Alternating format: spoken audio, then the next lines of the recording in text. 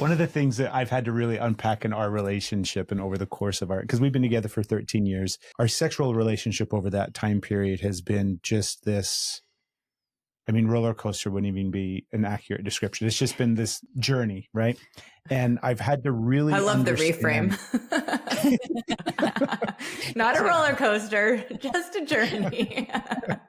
Been a journey for sure. I've had to really look at and recognize and learn how I will use sex as a coping mechanism for whatever else I'm feeling. So not just because a lot of my processing and understanding of like, you know, my nervous system and healing and when I'm dysregulated and the things that I'll go to like food and some of the other addictions and substances and things like that.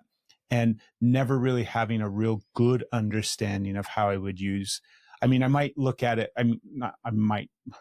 Let me slow down a little bit. Yes, I would see how I would use things like pornography for the coping mechanism aspect of it, but just the actual literal physical act with Stephanie, with my partner, that part of it was something that really took me a long time to like get not just curious about, but a really good, healthy understanding of it where I would initiate or go towards it in a sense and try to have sex because I was feeling something else underneath and dysregulated underneath. And I know that like for me, I was completely oblivious to it for a really long time. It was something that I had zero awareness of. And so I was hoping you could speak to how predominant maybe that is, how big of an issue that is, where people are using it unbeknownst to themselves to really regulate other things that are going on and how that can cause some issues. Because I know that it did cause a bunch of issues for us in our relationship. You bring up such a great point, and I have so many different things to say about it. So one, the first thing that comes to mind as I'm hearing you is the difference between finding a behavior to zone out and disconnect versus a behavior to zone in.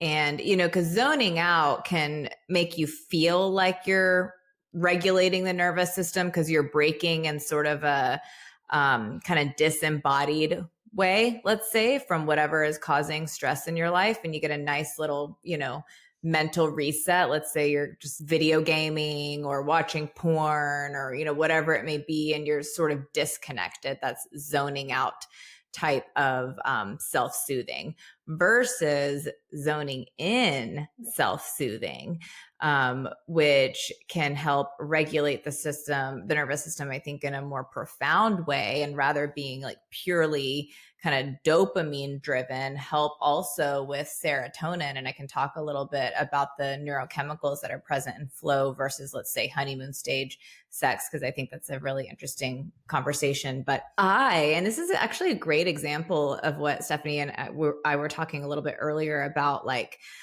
pathologizing or labeling. Like if you were to go to a therapist and say, I rely on sex to self-soothe, a lot of therapists might very quickly pathologize that as unhealthy and a symptom of having an anxious attachment and, try to break you away from that.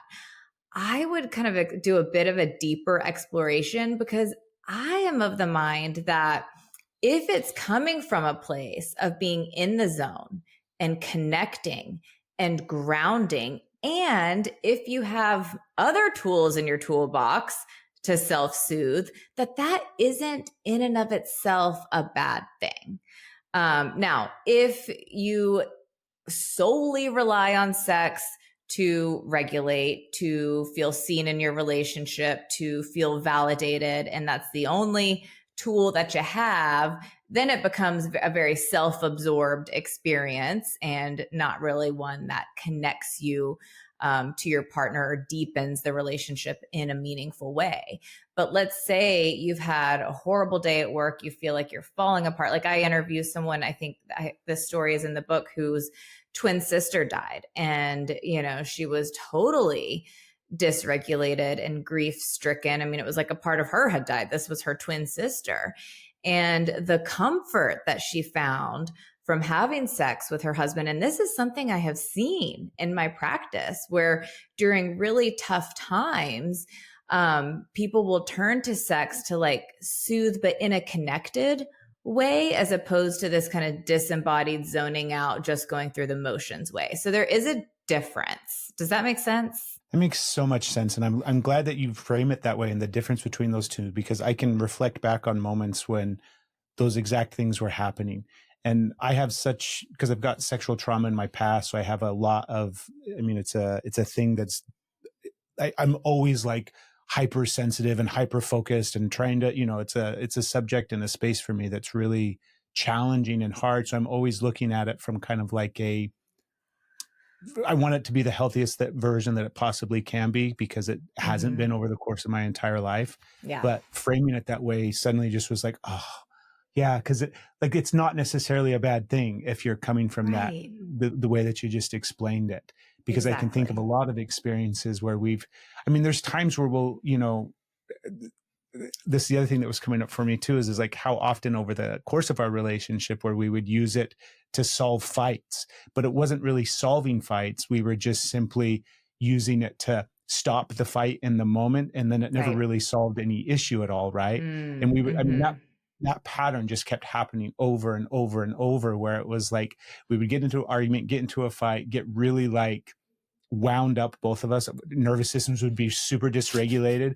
And then in order to just like move past that moment, like, let's just have sex. Yeah. We'll just have sex in some way, push past this moment. And then it never solved anything. The issue was always there still, but and that's the difference. Yeah. That's the difference, I think, between sex used to numb and distract versus sex really used to heal. Because makeup sex can be wonderful if it is truly an experience to heal and reconnect. If it's to distract and trick yourself into thinking the fight is over, not so much.